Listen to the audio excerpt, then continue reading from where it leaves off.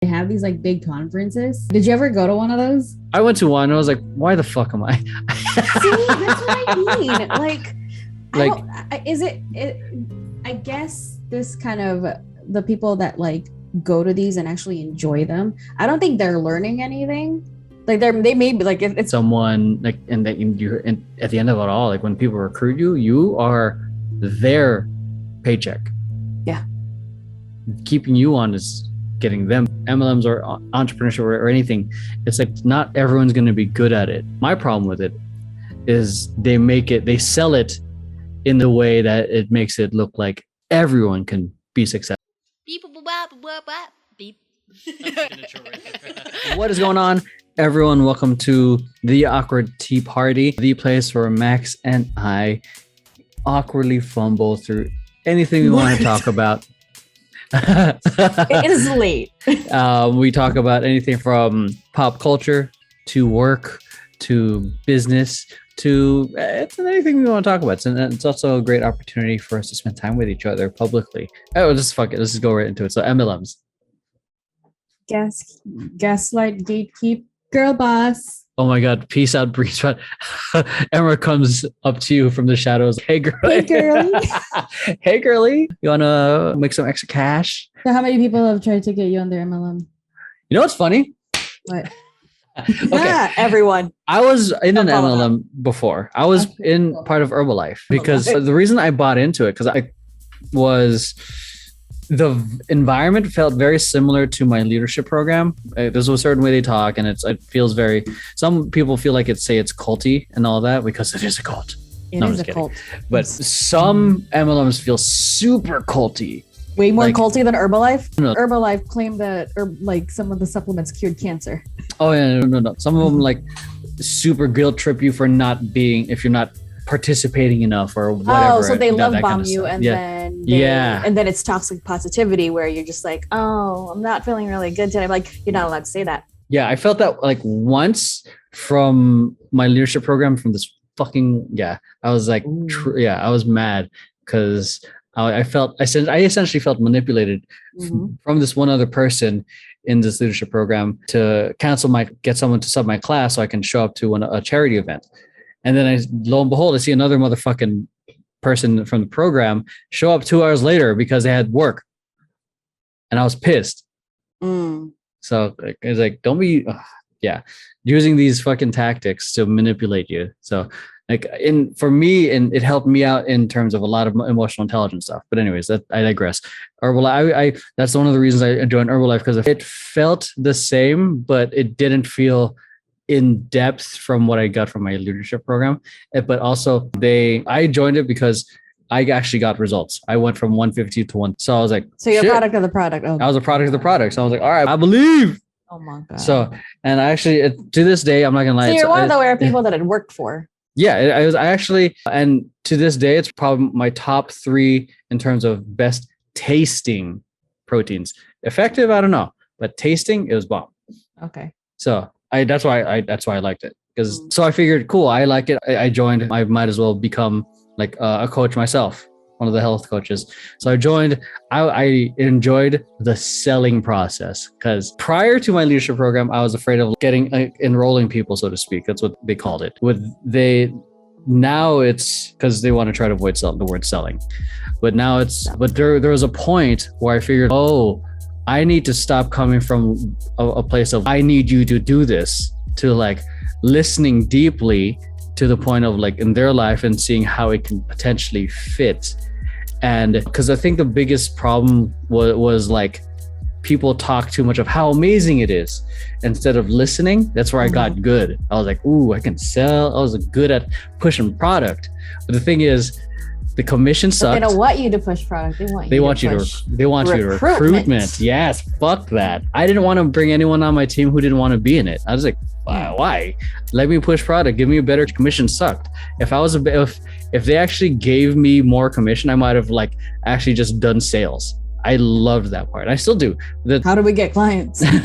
I'm the one doing the sales part. I'm going to all the meetings, and you've seen me. Like when I'm in that, I can fucking sell. I don't think I'm the best closer, but I'm pretty good at it. I feel confident in it. Easy as 1, 2, 3. What? I'm just kidding. But I'm not like Wolf of Wall Street good, but I enjoyed the process because it became so super conversational that it just felt natural, and then I'm like it just felt like a regular conversation somehow about whatever what is I was selling, and then I got clients, and then I got a goal like, oh, I want more clients, and then I got to a point of where like commission sucks, but I'm also training some of these people. So I upped my price so I can get more money. I don't know if that was against the freaking standards. So that's why I wasn't trying to be out loud about it. But yeah, so that's where I started getting the idea. Like maybe I should start going away from it. Because shit, if all they care is recruitment and I'm reselling the amount of product, eventually I just went off it. Yeah. And then because I eventually wanted to get back into dancing, and then started my own business. Yo, hope you're enjoying the video so far. If you're liking videos here and want to get early access to it, or even get exclusive access to content I react to, like Road to Kingdom and other content that probably gets blocked on YouTube, make sure to check out my Patreon. If you got an artist, song, or any particular request you want me to react to, I have a special tier for that too. Missed out on my stream? It'll be up there as well. So if you want early and exclusive content around this channel or opportunity for requests, make sure to check out the Patreon. See you guys there. I still wanted to do a whole entrepreneurship thing. And I feel like that's the thing that sucks, especially with MLMs. Like people... It deludes you to think that you're an entrepreneur or a business owner. Yes. When really you're an employee. When you're an employee. Because if you have to pay to... You have to buy in. You're not only an employee, you're customer. Also a customer. And you're not an entrepreneur if you have to pay, or if you're still... If you're not the real owner. You invest as an entrepreneur, but like you own the thing. You own it. There's no like you're not an entrepreneur. Like that's VP. Like you invest money into VP because you own it. Yeah, exactly. And then it's not like you didn't buy into Vision Paradox. I didn't buy into it to get some sort of license, to get the product.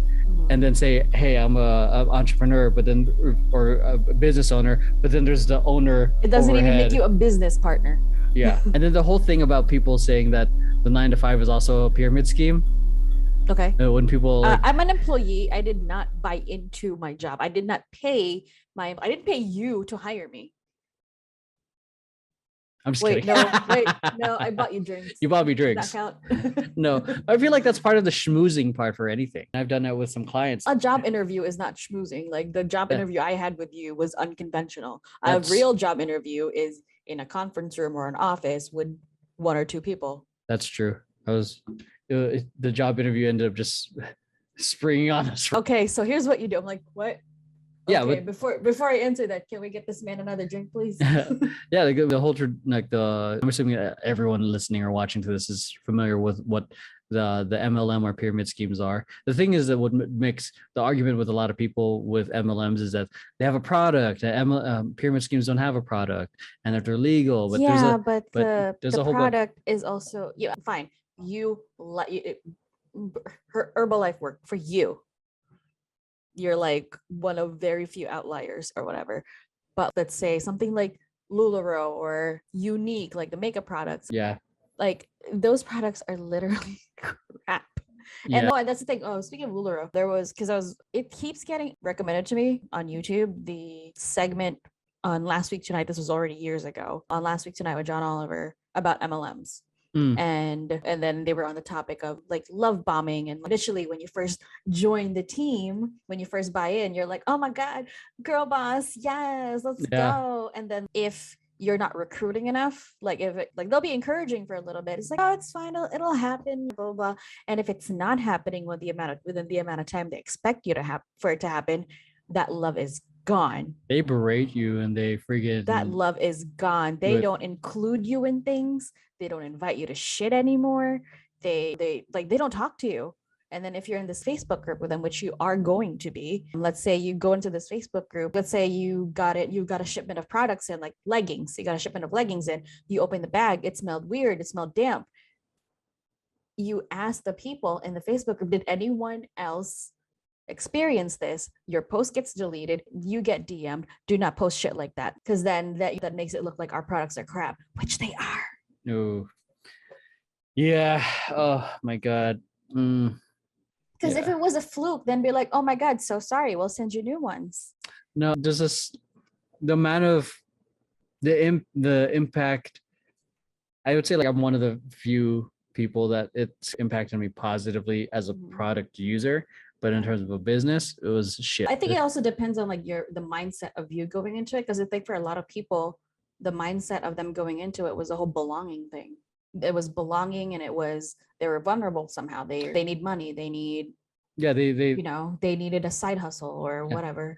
Yeah, they target people who are in desperate need of money, or they target college kids who want to go out on their own, but they don't, but they want to avoid the traditional 9 to 5 or whatnot. Going back to several things I want to touch upon. One of them is like the whole 9 to 5 is a pyramid scheme. No, the thing is, it's not a traditional job, even though like I joke a lot with my friends, with everyone, to say quit your regular job and whatnot. But technically, in a 9 to 5, you don't have to buy in to thanks Pancito for hosting the stream. Oh shit. Okay, hello. The thing is, you don't have to buy in to any to be a part of the organization, and at the end of the day, you still get paid for your work. Whether obviously you get paid for the result. There's some sales jobs on commission, but that's all commission. Story. Yeah. But say you're working a traditional 9 to 5, you still get a base pay at minimum wage, right? Let's say 15 an hour. It's not dependent on you recruiting to get that paycheck, because then that comes from a place of being desperate of, I need you to and it's like such the toxic positivity. I believe in you. You can do it. When statistically you can't do it. It's impossible. Very hard to break and then they try to recruit these people that don't have a lot of friends to try to sell to, because so now they're gonna start approaching. That's why these people that like that you knew like back in elementary school or high school are trying to invite you out for coffee, because they are desperate. They're looking for these people that they're now trying to reach out to, people that they knew but aren't close to. Some of them might also be aware that they're close, that they don't want their close circle to want to have to do this, or they know it might affect friendships, like close friendships or relationships. If a close friend came up to me and said, hey, do you want to join my MLM? No, we're not friends anymore. Okay, maybe not. Like, I'll say no, but if you push, we're not friends anymore. Oh yeah. Don't push me. Don't fucking push me. Invite me, fine. I'm still gonna shit on it, but don't fucking push me. Yeah, it's there's a joke that goes like, being in an MLM leads you to the NFL and no friends left. Oh shit. I'm like, you turn into a football player? Because or you marry a football player because you're broken, because you're desperate. In the one hand, I agree with their approach of reach out to your friends to start supporting your business. Yes. But do not force the issue if they do not want it.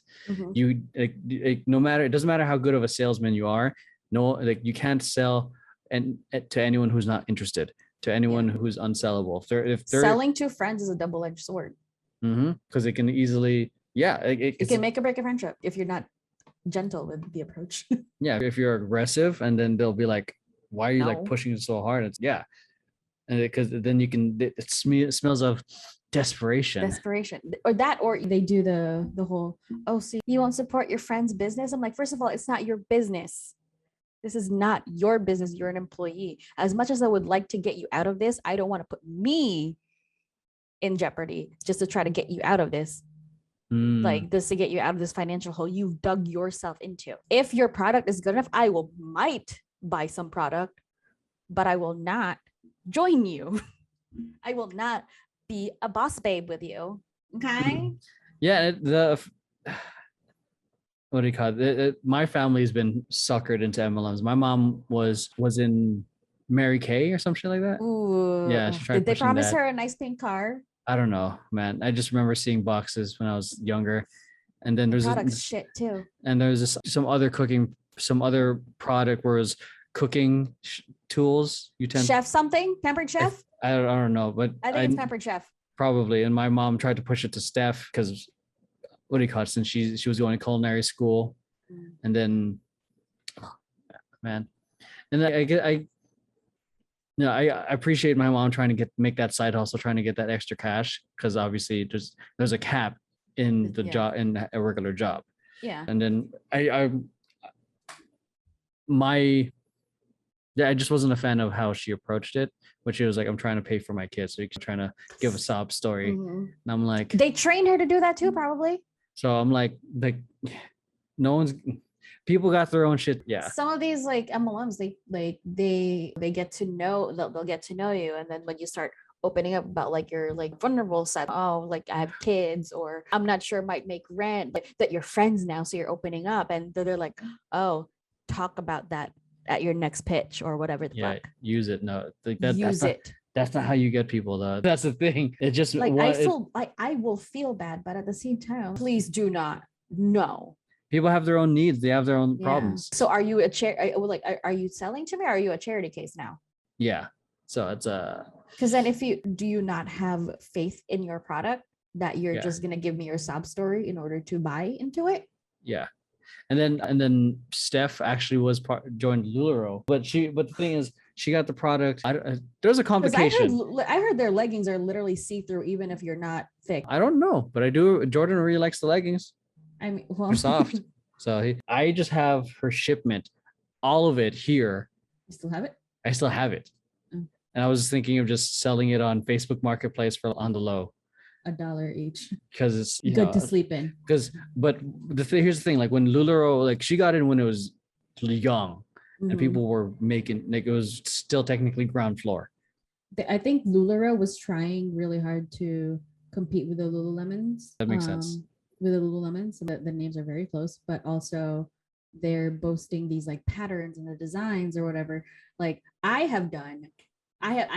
know so many of these MLMs because I have been invited to these parties so many fucking times. The amount of times I've heard, hey, girl boss, hey, boss babe. I'm like, first of all, I'm not a girl. Second of all, I'm like, you're my man. Exactly. No, but like, there was one time there was a friend of mine that was like an old friend of mine. We didn't talk to each other for a long time, and then just started talking to me. And then all of a sudden goes, what do you do for a living? I was like, oh, I'm in marketing. Oh, that's convenient. I'm like, oh, bitch, you already knew. It's public on my profile.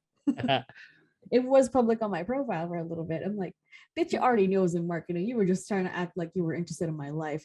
No, immediately blocked. I didn't even say no. I didn't say, I know what you're trying to get at. Immediately blocked. I was like, nope, bye, go. Yeah. Damn. And then on the other hand, I think I like said something, this was like years ago. I said something about, I think I like posted about that, like immediately blocked. I don't want to buy into your pyramid scheme. And then somebody commented, well, at least these MLMs get people paid. I'm like, the lucky ones get paid.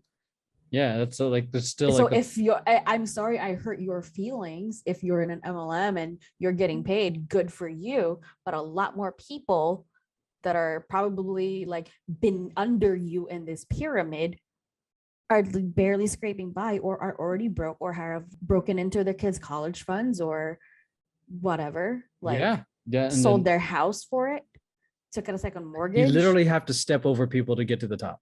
Yeah, that's capitalism in general, but that's fair. Like but I feel like this is like the worst. This is it. This is the model. Well, at least capitalism in general, but like at least with capitalism, it's performance based. Yeah, like just regular jobs in general. It's performance based somewhat. It's a little bit of nepotism here and there. It's performance based. Like with a pyramid scheme, nothing is performance based.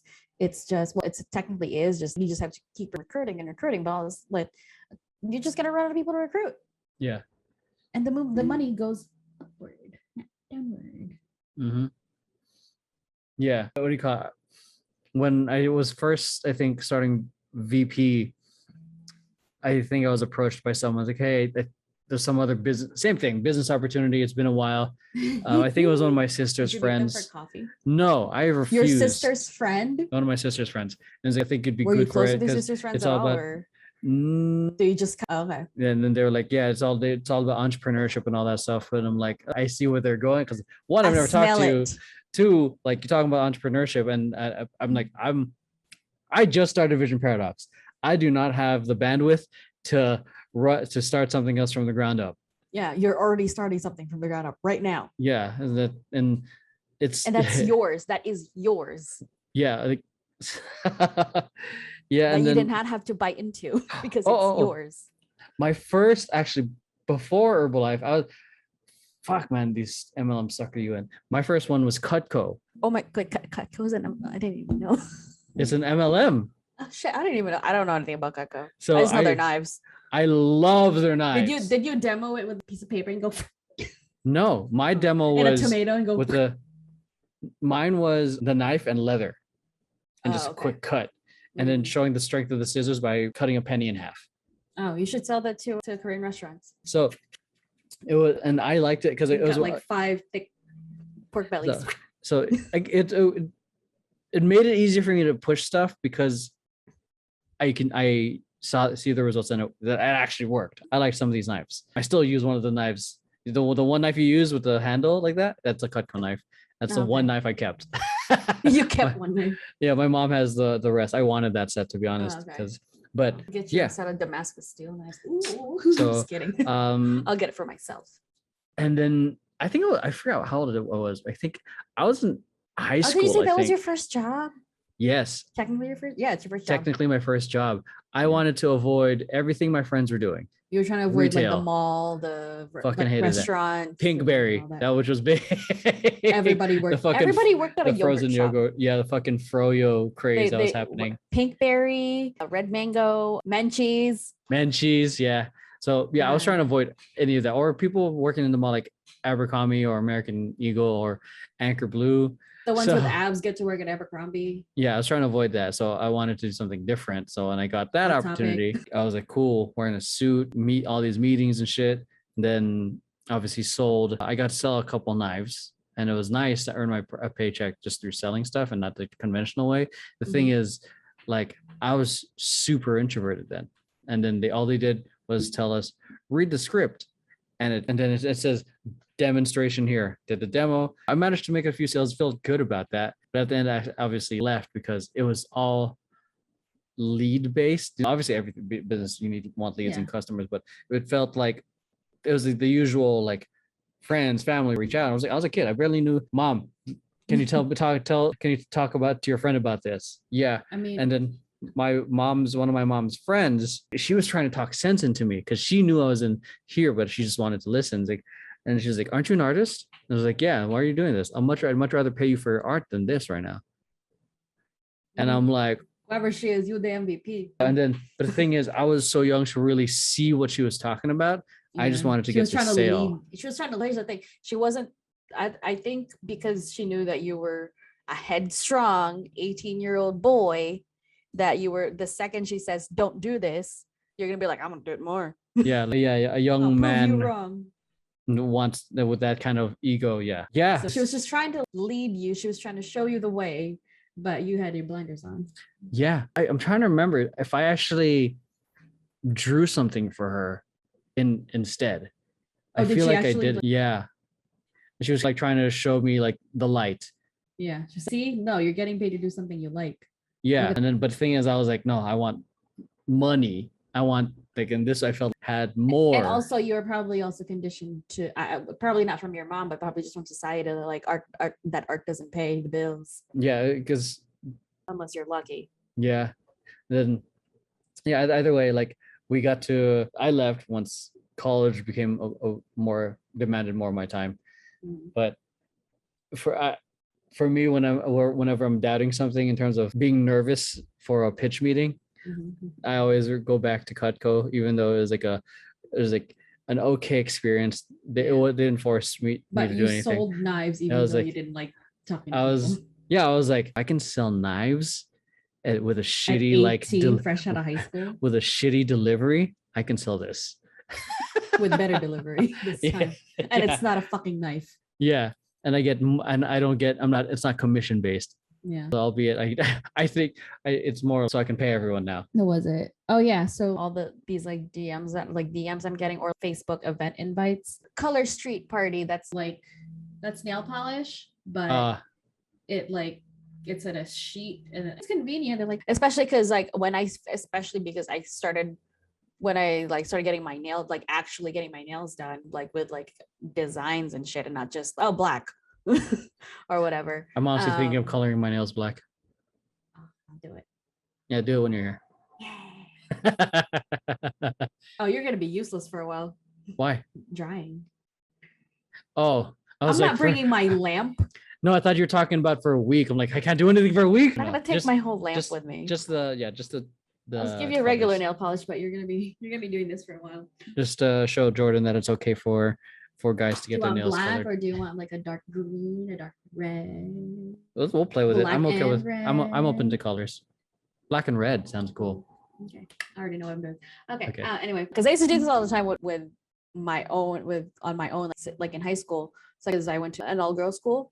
I forgot what I went to. I went to an all-girls school, and like it was a Catholic school too, so it was against dress code Rules. for us to have painted and long nails. Right. That's right. All this, and this isn't even long. And so like during the summer, during breaks, like Christmas break, I would actually like paint my nails. I would like experiment with like designs, but I didn't have like special brushes. I just had whatever brush was on the fucking bottle. So I would just go, okay, anyway, so I started getting my nails done, these like cool designs or whatever, and I do pay a lot of money for them. And so like somebody like messaged me, oh my God, I love your nails. You can get that cheaper if you do a color streak because blah, blah, blah, and blah. All you need to do is stick it on and then put a top coat on. And I'm like, that sounds cool, but nah, then I don't want some pre-made design. Like that I can buy. I don't want a pre-made design I can buy. Like when I'm looking at like nail designs online, I use it as inspo and I just show it to, but when I was still getting my nails done, I would show it to she's an artist essentially. Ava from the Nail Garden Spa in Madison, New Jersey. It's my girl. I'll be back. But I've been doing my own nails, which I literally just by watching her, I learned a little bit. Yeah. But I still do not have the dexterity to do any of the intricate shit. So anyway, so she was telling you this person was like, oh, you can get that for cheaper, blah, blah, blah. All you have to do is this. I'm like, yeah. And then what? Sell it to somebody else too? Oh, Stop God. talking to me. Yeah. Stop talking to me. And then I had another one who at the time was going to have a child and they were looking for a side hustle. And that was going to be it. Like it was going to be an MLM. It was makeup. And so obviously she thought to invite me to an event or a party or whatever. I was just like, no. And I got invited to a Facebook page. I was like, no. No. You just have to surround yourself with it. That's the thing too, man. If you the minute you start surrounding yourself with it even more, the whole like it's easier to spot. And like the whole you are the 5 people you surround yourself with. I feel like if you end up surrounding with that group long enough, I feel like eventually you become a sucker. Yeah, but at the same time, because I have been surrounded by not completely surrounded because I'm not close with any of them, but like I get all these like DMs, all these invites all the time, and I'm just like, I just already know that this is a recruitment or a sales pitch. Either way, I don't want any part of it. Yeah. There was someone that gifted someone that I worked with a bunch of products from you, and they were like, well, I don't know what to do with this, so I'm going to give these to Max. And then the person that gifted to her found out, oh, does this Max like makeup? They were like, yeah, and tell her to check us out. And then let me know what Max says. And then when I got handed these products from Unique, I was like, oh, thank you. Straight into the trash. I swatched one of their, I swatched one of every product. I swatched a liquid eyeshadow. I swatched a liquid lipstick, and I swatched a lip gloss. Like the second I wiped it off, the skin like literally broke out. Oh. On the back of my hand. Like it literally, like the lines were raised. I have never had a reaction like that to makeup. And I use raw pressed pigments on my eyes, and I have sensitive skin. Because those hyper pigmented like eyeshadow palettes that I have. Yeah. Like with the old Jeffree Stars that I'm still trying to go through. Yeah. and all that, like the reds, the purples, the pinks, those are like raw pressed pigments, and they like tell you that. They were like, people have reactions to it. People like, some people can have reactions to it. That's why they put it on their thing that this is a pressed pigment, not an eyeshadow. Avoid putting on your eyes, but this is an eye palette. Oh. So that's for legal reasons. They tell you not to. So that way, when you do it on your eyes and get a reaction, you can't sue them. Which I think is smart. Yeah. That's why they encourage you to do a spot test if you're doing pressed pigments. But yeah, like I have used those, never broken out, stained, but that's just how it is. That's how it works. That's how pressed pigments work. Yeah. But I have not complained about that. I have never had a reaction like that until I swatched those. And I asked her, I was like, are these old? She's like, no, she just gave these to me like a couple of weeks ago. And I'm like, how long has she had them? If she's just gifting them, were you given expired product? Did you give me expired product? I'm not going to fault you for that because you didn't know, because you were given it. Like, I was like, is this expired? But anyway, I threw it out because like, I've never seen a reaction like that on skin where it literally, what you wrote or you swiped on it was like the same, your allergic reaction was the same shape. Like it happened to my brother. We were getting allergy skin tests. And the first thing they test you with is pen ink. Yeah. So the doctor like wrote some lines on our arms with pen ink, wiped it off. Mine came out clear. My brother's like came out raised. So let's say if the doctor drew a smiley face and then wiped it off, the smiley face would stay on there as like a red patch and raised. So that's what happened with me. I'm like, this is disgusting. I hate Unique. And then I was in this like makeup group, like just makeup lovers group. It's was an MLM group. Like I would have gotten out of there. Yeah. And because we talk about products, it's how's the Morphe thing or how are those brushes or blah, blah, blah. Yeah. And I literally asked, has anyone swatched a Unique product? And I told them like what happened. And they were like, yeah, I actually tried the eyeliner on my eyes and their eyes swole up. Oh, what's in there? I don't know. Because the ingredients are like this tiny, you can't read them. And it's eyeliner. So it's like really hard to like, for me, like with eyeliner, it's like hard for me to know what a good ingredient list is for an eyeliner. I guess I should just base it off the eyeliners that work for me. But it also like those magnetic eyelash, the eyeliners, those don't even bother my eyes. And they go like really close to the waterline.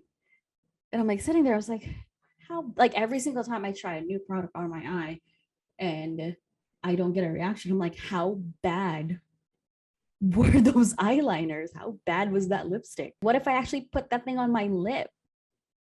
Jeez, bro, I'd be like, like I wanted bigger lips, but not like this. Bro, I'd rather was it itchy? It itched. Yeah, it was itchy. After it didn't itch when I applied it when it was on, and then I wiped it off. I washed it off. I didn't wipe it off because I didn't have makeup remover on me. So I like washed it off with like soap, and I was just like, what the fuck is this? Shit. And then so like good thing it was winter, so I was able to pull my sleeve over it. And then my arms are short, I would pull my sweater sleeve over it. Cause like I had a customer facing job like after that.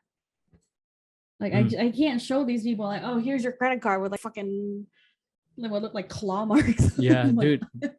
There's actually they're pushing like shit. Like that's the thing, they're pushing shit product knowing it's shit, but as a cover for the pyramid scheme, like, just to make it legal. Yeah, just to make it legal. The thing is like they're trying to.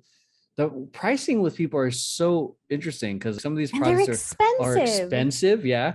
And we have this weird thing of because it's expensive, that must mean it's better when it's not. Well, here's the thing too. Like I used to watch a lot of Jeffree Star, right? And then there was this huge chunk of time where he would just review makeup from the whole pricing spectrum. So if a literal millionaire is saying this product is way too expensive and it's not worth the money, I'm going to believe that.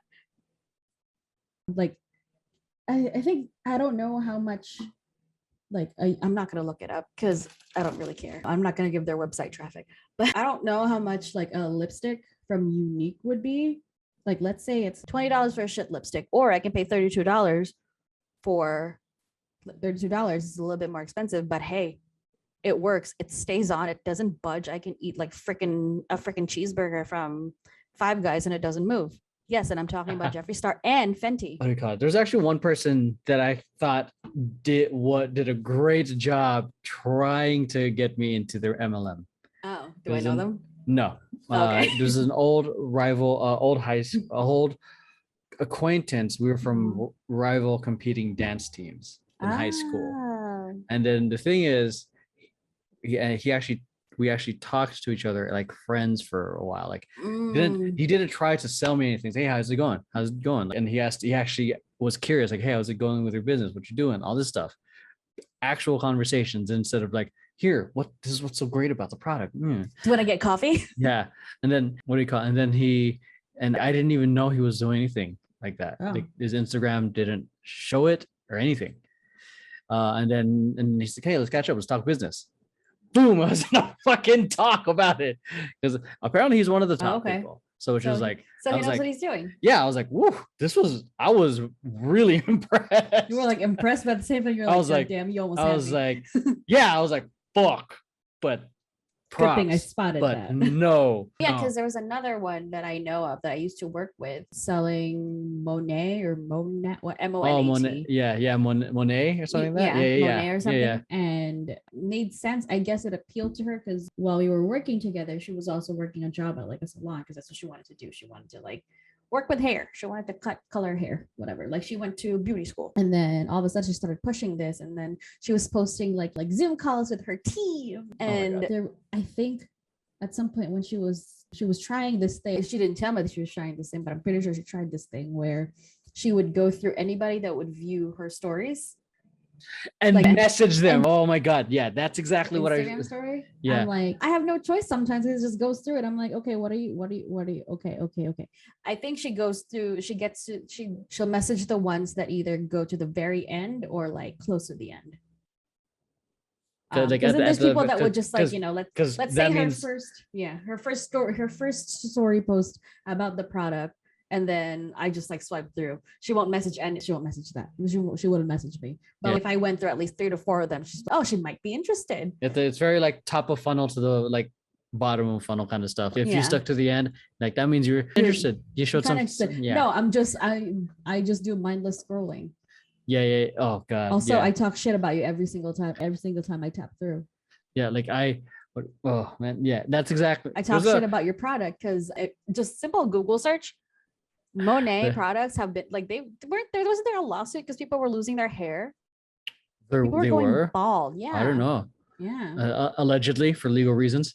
Allegedly, people were going bald because of Monet products. Yeah, because how unique made me break out. What do you call it? There's a YouTube channel named called Always Marco. He infiltrated some MLMs. You told me. Yeah. He's getting sued right now. Which hopefully we don't get any of that. So everything we're saying here is alleged. Allegedly, for legal reasons, everything allegedly. But he's getting sued by, I forgot which one, I Am Academy. So he's getting sued right now. He called him out like on certain things. I forgot what they do, but he called him out. And it's funny because it's public record and that he's getting sued. And the public record, it's quoting him calling the CEO a rat fuck. So I imagine being on the stand. A legal document. Yeah. And he's like, is it true you called the CEO a rat fuck? Rat fuck. But if the lawyer is like a big prude too, it's just like and forgive me for my French, rat fuck. Yeah, I've been like interested lately because there's been a movement, I think the past year and a half of the exposing fake gurus, and now even going into the realm of these crypto scams and even also MLMs. Mm-hmm. And one of them happened to be from one of these guys called Always Marco. Then there's another person, her name's Kiki Chanel. She started off as a beauty YouTuber, but I think the main reason I watch her is because she is her ripping on these people, these MLM people. And then I've seen some of her stuff. Okay.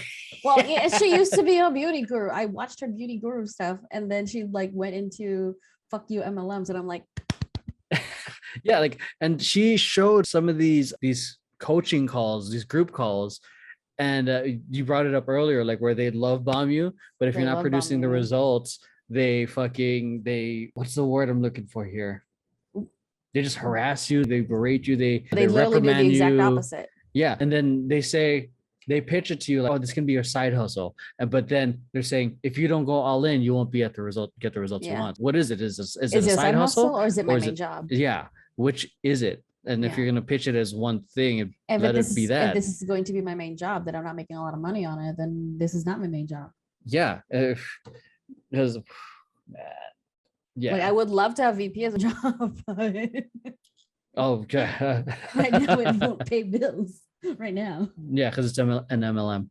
oh my fucking god, those drinks are my investment. Apparently, those 3 cocktails and that 1 whiskey. Yeah, what do you call it? There's a certain amount of money that I'm spreading out throughout everyone, so I want to make sure I pay everyone. Well, yeah, and also like, and the money I'm supposed to be giving to you, since you refused it, I put into a separate account, so you're still getting paid. Meanwhile, I'm like, put it back in VP. And you're like, nope. I've even like told around. I think I brought it up to you. If you want to just be a partner instead, and I don't know if What do I have to do? what you're currently doing in a sense. Oh, Yeah, and I've even honestly thought about, like, I don't know if Joey's even going to listen to this, but I've even thought about making Joey a partner too, since he's given so much. He's been here longer than me.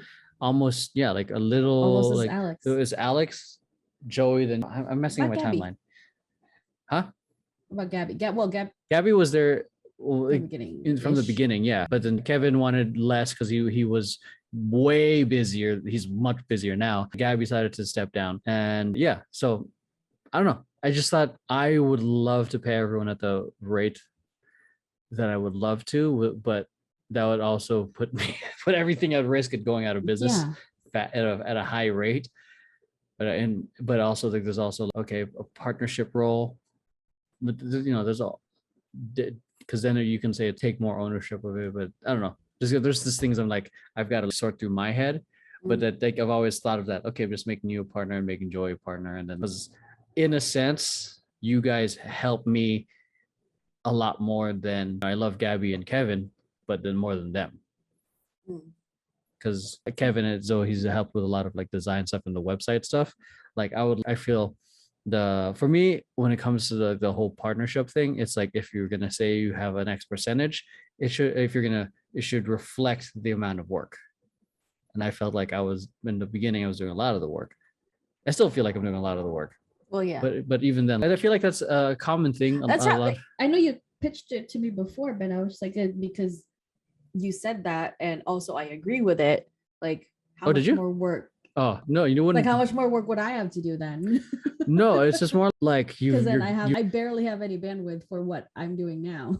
Yeah, it would essentially be the same. It would just be reflective of that. And I've thought about that with a lot of people too who've been here for a while, because I know like in some startup companies, we're not a tech startup or anything like that, but they give 0.1% or like some small percentage of the company equity, or I don't know, it depends on what they're trying to offer, but some sort of stake or whatever. Yeah, but yeah, ultimately I would own 60% because it's yours. Yeah, but that's a thought.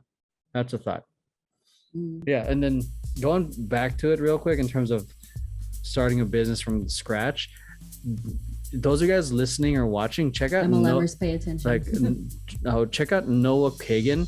He's the owner of something called AppSumo. They're essentially what? I think I heard of it.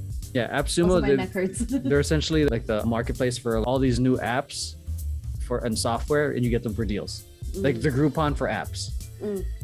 So if you want like I got this one thing called a Hero Post for us to use for lifetime. It's forever, because most everything is subscription based now. But I got like forever on that. It's not that great of a product, but it's a backup in case to something else. But anyways, like that's his company, Noah Kagan. Noah Kagan owns AppSumo, 7 or 8 figure company. And he doesn't sell courses. I'm just trying to give context. He's number 30. He was number 30 on Facebook. Was the head of marketing for Mint.com for a bit, just to give. And then what he did to show that anyone can do it, start their business in a weekend. He reached out to his community saying, "Hey, I'm going to start a random business challenge. What do you guys want me to sell?" And then of all the products that were, I think what won out was beef jerky or jerky in general. And then within 48 hours, he made $3,000 in revenue. Selling jerky. Like people are actually getting jerky from him? They pre-ordered it. Where is he sourcing his jerky? I forgot he explains it in the video of like where he's getting it, and like, but what he did is he got a lot of pre-orders. Like people like of committing to the payment before actually delivering. But obviously the most important part to do that is to deliver. But he delivered. He actually, I think I could be mixing up my stories. He actually brought it up to a good amount and gave away a business. He gave the business to somebody? Yeah. Wow. In a giveaway, or did as a giveaway? He gave away a lucrative business. Yeah. Just to prove a point. Yeah. And he that's why I love it. Like you can do you don't necessarily need to join an MLM to start your business. If there's some investment happening, they're also trying to spin you buying into the MLM, like buying all these products as your investment, which is but you're buying the product that you're trying to sell too. Here's like where I draw parallels ish with it, because with the whole jerky thing, yes, you would still need to buy it and source it from the customers that you. But he doesn't answer to where he sources it from. He answers to his customers. Yeah, so he sources it, answers to the. That's like where that's the only thing that I'm drawing parallels from. You still have to invest to get. There's still product, an investment, yeah. But he's the owner and he's the one that creates the product and make sure it's high quality. Yeah. You don't have. Or at least he just sources it. Yeah. He's a customer in a sense, but like from this vendor. Yeah. Or whatever. And then in that case study that it shows, it shows if when you're starting a business, ask your friends and family. And then that would make sense of obviously MLMs, like that's the way they do it. The thing is push. But this is just asking people. And I think that's one of the things he points out. Like, don't sell to people who don't want it. Move on. And leverage your list, leverage your network. They say no, walk away. Yeah. Like, why are you trying to sell to someone who doesn't want it? Yeah. So, and I love it. He just the practicality of like, you can start it. I think the most important thing is once you've picked the product, he goes through a whole marketing strategy too. Like, who would this be perfect for? Or what's the niche he can do? And I think he went for like vegan jerky. I could be wrong. I could be twisting my story again, but okay, jerky, who is it perfect for? And then he target market, did research on who he needs to market to, and started messaging people. So I was just like blown away. Like, man, and it shows like people who are good at building businesses can just can just build it like that. But also here's my question though, but did people also buy it because it was him? I think it's because he had a following. I think a huge part of business is because of the person. That's true. Yeah. Because he's like well known and all that. Yeah, they well known in circles. Like, a lot of people know him, but like, he's well known in some circles. Because they know him and they trust him, they're gonna go with him. Or if they know him by proxy, they'll go with him. So I feel like that's a huge part in it. And then because his reputation played a huge part into it. Whatever it was like a regular Joe Schmo. Yeah. What if it was the company that he was sourcing the jerky from? What if they were just trying to direct sell? I don't remember. And nobody knew about them. Is it still possible? They'll probably just have to do a lot of marketing then. Let's say the company he was sourcing the jerky from wanted to sell directly and not have to sell to people trying to sell. Yeah. I don't know. I don't recall that. They would have to do their marketing though. Yeah. Like, they would have to, because for him, like the marketing was already there. Like, it's me. Hello. Yeah. Like half of it was already hello. It's me. And that's the same thing with Gary Vee. His brand was so huge. He started a wine company. Yeah. And then I thought the wine came before. No, he had it at a wine cellar. His dad owned a wine company, like a wine liquor store. But he started his own branded wine called Empathy Wines. Then that sold, and that's just the power of obviously having a good brand that people trust, which is again tricky with MLMs. If the branding, if the reviews are terrible, it's going to be hard to buy into it. Yeah, and then I think there was another one of my favorite, I guess, entrepreneurs. I hesitate to even say that now because it has such a negative connotation with entrepreneur. Yeah, because there's a lot of scummy people. Like back in 2013, I wanted to be an entrepreneur, a wantrepreneur, so to speak. Now it just feels like anyone's just putting it on their Instagram and getting stacks of cash and renting Lambos, and then the entrepreneur has. So everyone's just trying to look the part instead of actually being the part. So sometimes they just say I'm a small business owner now. Talking shit about the 9-to-5 does not make you an entrepreneur, motherfucker. Yeah, I mean, even though I was heavily against it, and like mid 2010s. The 9 Like to 5. I was trying to escape it, but then I was People that don't like, it's very common, especially in this society, that they don't want to work the 9 to 5 because the 9 to 5 is pretty dull for a lot of us. or like that it's And we don't, the allure of your own schedule, doing it from home, blah blah blah. Like it's very seductive. yeah, So I that's would, why everybody wanted to get in on it.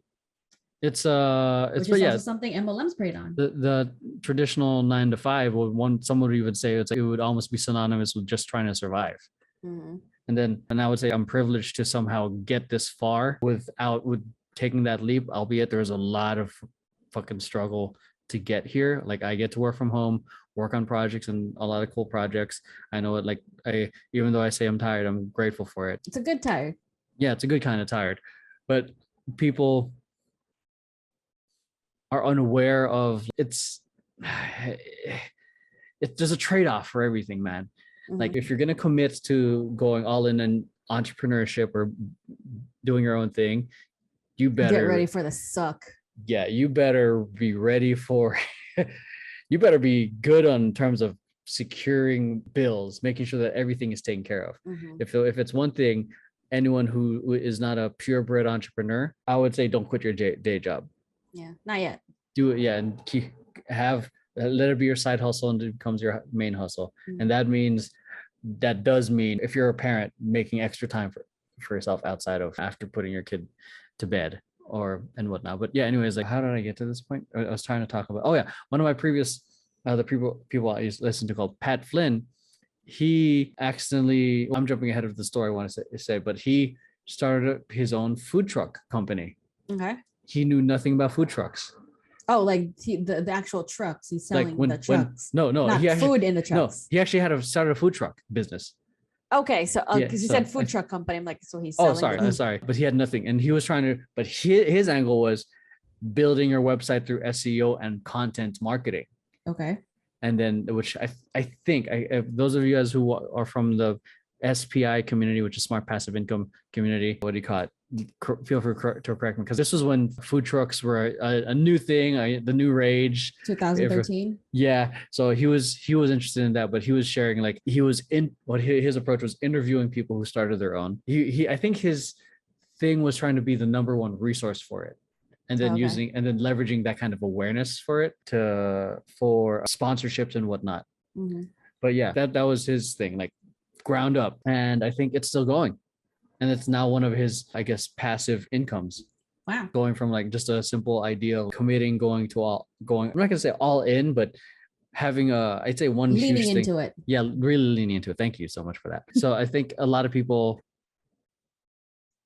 I think maybe some people, you said it actually earlier, people go into the whole MLMs because they want to start something on their own, but they could use a support. And that's hard when you're trying to start something from scratch, like a jerky company or food truck business, when there's no support and you're just trying to figure things out.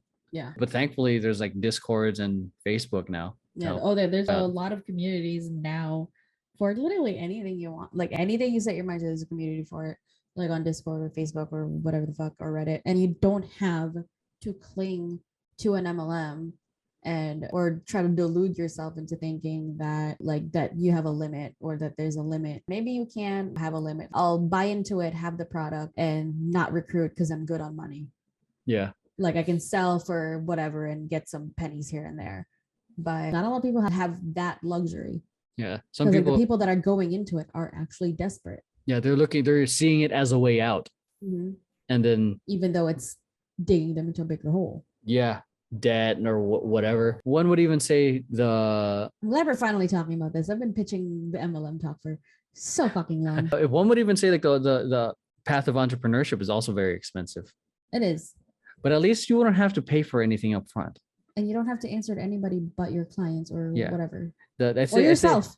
I'd say the main thing you have to do to answer if you have a partner, you need to start with boundaries, because you're working from home, and it's 2021 at this point, you better I hope you better know how to set your boundaries from home. I hope to God you figured that out. But it took me a while to figure out, but I figured it out. Mostly because working for VP helped me with that a little bit.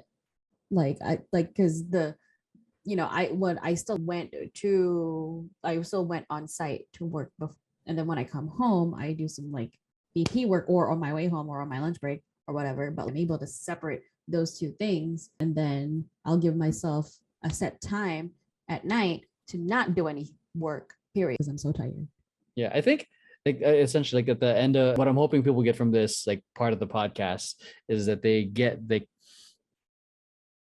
go all in on what you are good at and what you really like or are interested in, or if you have business savvy in the sense of you can detect the gaps in market and you're good at problem solving, go in on that. It's I wish it were that easy. Don't do an MLM. I can't tell you what to do. Yeah. At least wear a mask. Because either way, it's easy. It's easy. Either way, really it's careful. Not easy. It's not easy either way. But be very careful and pick and choose who to get advice from. And just be wary of all these pitfalls and all these like techniques so you don't fall for them. Yeah, some of these upline is like just toxic positivity. Like oh yeah. Oh God. Like that LuLaRoe thing with someone opened up a bag and the leggings were like smelled and felt damp. And they were like, instead of, oh, I'm so sorry, let me send you a new one. Yeah, don't talk about it because then people will think our products are shit. That means your products are shit. Like I was watching these 2 YouTube videos of these coaching calls. Like one of them was talking about like if that person has cancer, this is even more reason that they should be doing this. What I said, the freaking founder or whatever of Herbalife was like, yeah, it cures cancer. Or this other one, I don't care if your dog is in the vet, you should still be messaging people. This is literally what they said in a coaching call with their downline. Yeah. They're trying to be motivating and rah, but it's like getting people to go against. Are we forgetting basic human decency just to get a recruitment? Okay. I don't know. I know Herbalife does this, but a bunch of other MLM companies do this too. But like they have these like big conferences. Did you ever go to one of those? I went to one and I was like, why the fuck am I? See, that's what I mean. I guess this kind of the people that like go to these and actually enjoy them. I don't think they're learning anything.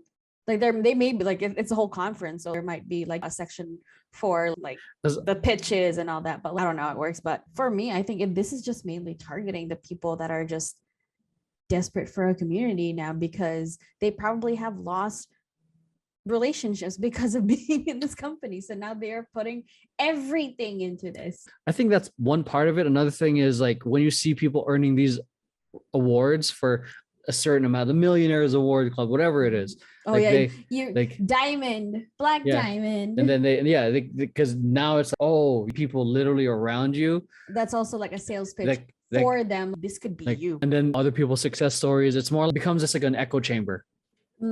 So and then for me, I was like, I thought it was cool seeing all the other people. So it just didn't motivate me. I already had an idea of what I wanted to do. I didn't give a shit about their methods because that's the thing. You knew yourself. You knew what you were about.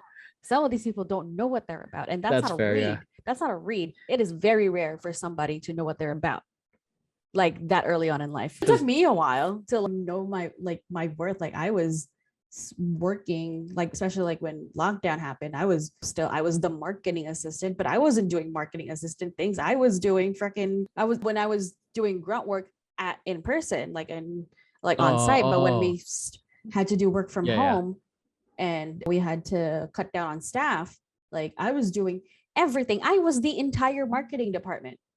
Yeesh. I was doing the actual marketing. I was doing the design. I was doing all of this. And like all my boss had to do was go to meetings. Because it was just me and her at the time, like when we had to cut down on staff, when we furloughed so many people. So it was just me and her. That was the whole marketing team. Yeah, like we lost 1 or 2 other people, but it was just me and her. Yeah. And even my hours were cut. So I was not only working way too much, not only was I doing way too many things that do not really line up with my current job description, I was also doing it on limited time. Yeesh. Per week. Yeah. So like, I did not know it. I was just like, at this point, I was like, I have a job at least. That's fair. I mean, have a job at least. I was in that like especially- mindset. I have a job at least. And now that everybody's back, like everybody that wanted to come back is back, because now we had the PPP loan, yeah, and everything. And it's I hate the PP. I hate that fucking name. Yeah, But the go PP loan. ahead. The triple P. Did you get a big PP or a small PP? Definitely big PP. Oh God, TOS. But yeah, when we got this, everybody came back and my hours were restored and blah, blah, blah. I still did not get a promotion, still not get a raise for a long time. And I was still doing my title, still said marketing assistant or whatever. And I was doing all these things that like don't even line up there anymore. Like I'm doing work that they're supposed to be doing. That's part of their job descriptions, plus more that's on nobody's job descriptions. Yeah. So I didn't know. It took me a long time to just be to say no, to say I don't have the bandwidth for this. It took me a while to be like, there's no way this is gonna happen. There's no way. Do not force the issue, because it won't happen. Doesn't matter how many times you tell me that the vice president needs this done, it cannot be physically done. I don't know what the fuck you're thinking. Yeah. Like it took me a while to realize, oh shit, just because I'm like at the bottom of the totem, like in the department or whatever, doesn't mean I have to just be like, yes, ma'am, all the time. Like you're making me do this because I'm the only one who knows this. So as the expert on this subject, I'm gonna fucking tell you no. Yeah. The second I did that, there was like that one time I like, it was about video, because the one of the very many things that they can't do that I do is video, and I'm not even that good. But to them, I'm fucking sounds like amazing. You need some buttons. It's not even that. It's not even the efficiency of it. It's just I'm not good. Oh, you can't automate creativity. No, exactly. You can't automate creativity. I don't have that much. I only have what I know. I know what I know, but at least what I know is good enough to get me paid. And so they were like making all these like, I'm saying demands because that's what it felt like, but obviously they did not think those were demands. Yeah. But they were like, you want this? But I'm like, all right, cool. And then I delivered, and then they sent it over they took it up the chain, whatever, bureaucracy. And then it came back, and then bureaucracy. And they literally would just like, oh, it's not even, is it possible to do this and this? It's do this, make this change. I'm like, when do we need to deliver the final by deliver the final, upload to YouTube and make it public? Yeah. By. And they were like, oh, by tomorrow. I'm like, no, this is it. Jesus. This is it. You can tell them that this is the final.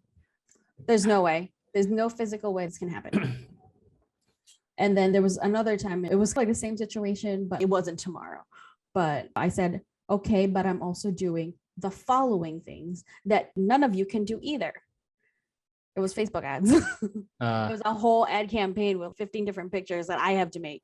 I feel like this was the same situation that I was putting on Bernie. Like I was just piling things on because you were like, she can do it. She can do it. I was overestimating. I think she could do the job. I was just underestimating the amount of time it would take.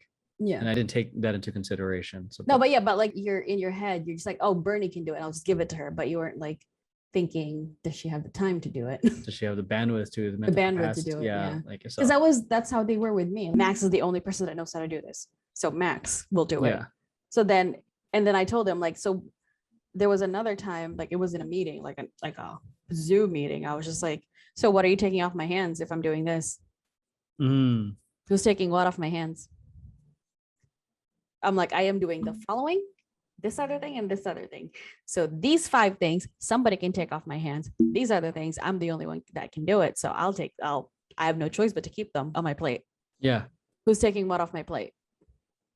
And then one of them was just like, okay, I'll take that flyer. I'll take that poster. I'm like, okay, good. The assets are already saved on the server. Man, I gotta go. I'm like, I can't, it does take a while to know your worth and actually let people know that like you have your limits, you know what you're about, what you can and cannot do, and what you're willing to do for how much you're getting paid for. Yeah. and what you're getting in exchange for it. This conversation very much reminds me of that one client that kind of wanted us to go above and beyond our contracted scope of work. I'm honestly hesitating. Not hesitating. Gonna be intrigued once we're in that part of town. Yeah, but definitely. Well, here's the thing: we know what we're about, bro. Yeah, yeah. It's definitely a fantastic example of like over-demanding client with a tiny budget. And then it's also, I get it. Like, we were hired because we knew to do this specific thing that they didn't know how to do. But the least you can do as a client is to try to understand what it is. Because like, clearly, like, you were counting on not having us on for a while. Yeah. For long term. So if we go, what are you gonna do? And if you don't at least understand or learn a thing or two from this? I don't care what you're doing right now. I don't care what you do for a job right now, but you have a need that we can fill, but you still need to know what to look for and what to expect. The thing is, the package he picked was the lowest one. That was the bare minimum. So he was getting what he was paying for with a little bit of extra sprinkled in. Yes. Just because you were nice. Yes. And the thing is, now you're expecting us to be doing all of the marketing for you? Like you paid $2, but you're expecting $10 worth of work. Yeah, you pay. By the way, that's not what we're worth, but I'm just dropping the numbers down to make it palatable. Yeah. Or you can't, what is it? You can't get a friggin' Lambo with the budget of a used car. Yeah. Champagne taste on a beer budget. Yeah. There you go. That's the best way of putting it. Like, there's no way you're getting the Dom Perignon when all you can pay for is Miller High Life. Yeah. So High Life. I don't know. But yeah, just to go back to it, MLMs don't work. It doesn't work for everyone. I honestly think for anyone who's going to put the time to try to go into an MLM, I honestly think you have a way better chance of doing it yourself on your own. Because you're not on your own with an MLM.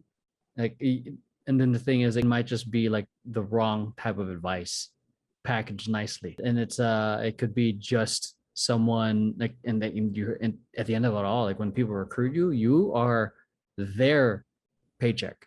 Yeah. Keeping you on is getting them paid.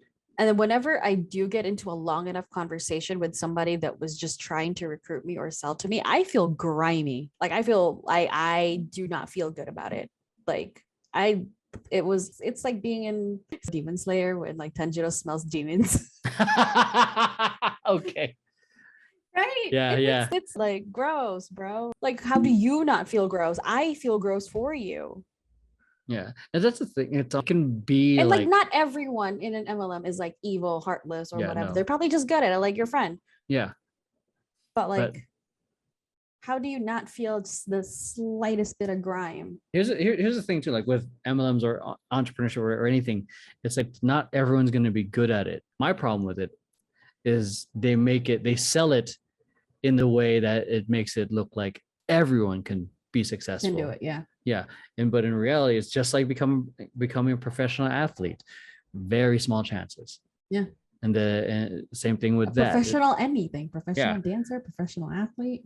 Yeah, like even to break through the top 5%, and that would just be if LeBron James was the top 1%, then there's everyone else, which is probably the top 5%. Yeah. And then there's same thing with any MLM, like, or any part of anyone who's doing a business. Like, you're probably not going to be a millionaire. Yeah. You're probably not. But you can be. I'm not trying to push any MLMs, because I just think it's really like the worst way to becoming an entrepreneur. Yeah. But it's also I've just been on both sides of the spectrum. And it's also skating on legality. I think if long-term commitment with whatever it is you do, I think, and with the hunger to optimize every single time, eventually there will be some form of result. I've been doing YouTube since 2000. Like, I committed, not really committed. Like, I've been on and off with YouTube, was on and off with YouTube for a long time. but it wasn't until 2019, 2020. Was it 2020? Somewhere around there, like where actually I finally broke my 10K and started making 2020. Actually, yeah, there we go. I've been doing it since 2013, like on and off, playing with it, playing YouTuber, playing entrepreneur. But then when I actually committed to it, the results started coming in because I actually started paying attention to certain things that worked. And which is how I broke through my 10K subscribers, and now I'm actually making money from it. And then same thing with VP, huh? Also your Twitch. And Twitch. Oh my God, I'm at 1,000. And then same thing with VP, like honing in what we're good at and going all in on it and being relentless, and knowing that it just compounds over time. But and it's the same thing, I think, on any endeavor. I would just say, if you're gonna take the jump into, I don't know, working for yourself, I think you have a higher chance of being successful doing something for yourself than MLM, because then at least you have 100% control of whether you walk away or not. Because it was an MLM, there's probably coaching calls, events you have to go to, a certain, I don't know, like I feel like there's some extra added pressure. Then again, like, even if you are strong enough to not get pulled in by like the love bombing and like all this bull crap they're trying to sell you, you're still financially locked in, and like that could hurt you more than just someone not liking you anymore. Yeah, is for example, like if you're someone that's creative, that can quickly do a motion graphics, you can go on Fiverr and just start building your reputation there. I don't know I don't know what the setup is, if there's a fee to set up your profile, but I'm pretty sure it's a lot. There's probably just a percentage that's paid, and then that's it. And you start pushing yourself out there as a Fiverr motion designer, or Etsy if you're really good at creating stuff. You can start there, and then start building your reputation there. And then the only thing you would have to do is hopefully have enough supply for the demand, promote yourself wherever you are. It's the same thing what you would be doing in MLM, but at least you would have control of the quality of the product. And then if someone complains that your product is shit, you have control of fixing it. You can or doing whatever it is. So and it's actually a product that you can believe in.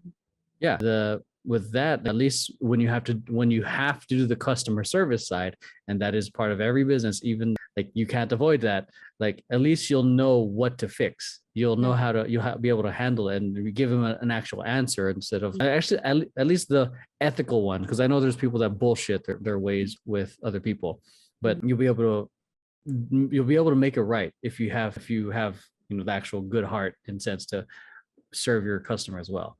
With an MLM, you're stuck with that product, and then you might just have to give whatever response they give you by the book, whatever it is. They give you a script, and it's like, someone says this, say this. And if it doesn't seem right, well, tough titties. That's what we're telling you to say. And then I think there's a clause on some of these MLMs that you're not allowed to talk about them after you leave. Oh, like legally. Let's say like I was with Unique for like a year and a half, and then I got out somehow. I'm not allowed to talk shit about you or talk about Unique at all, period. I think, I'm not saying that's Unique, but that's literally the most that gets DM'd to me, so it's the most top of mind. That's to prevent any bad marketing or publicity or bad anything. So you have an NDA for like about a year or something. I don't know how long it is, but but one of those. So I don't know if Herbalife had. Oh God, but it's been a long time. We weren't talking while you were doing Herbalife. Dude, it's so I hope whoever's listening or watching this on YouTube, we found this enlightening. Speaking of what we were doing 10 years ago. Oh yeah, man. You want to keep going? I got some time. Huh? You get some time? All right. So one thing, switching topics, I think the whole MLM episode thing is going to be its own episode. It was an hour and a half. For sure. All right. So that is it, everyone. Hope you guys enjoyed this stream of Awkward Tea Party. And those of you guys listening on the podcast, whether on YouTube or on whatever you're listening to, hope you guys enjoyed. If you liked it, make sure you hit like, subscribe, shout out to friends who you think might enjoy it. Thank you everyone on Twitch who came in and out and joined the conversation for a bit, or at least listened and lurked. And for those of you guys listening to this in the future, we appreciate you listening. Other than that, I hope you have an amazing day, night, week, year. Stay safe. And decade. And we will see you guys in the next episode of Awkward Tea Party. Bye. Beep. Beep.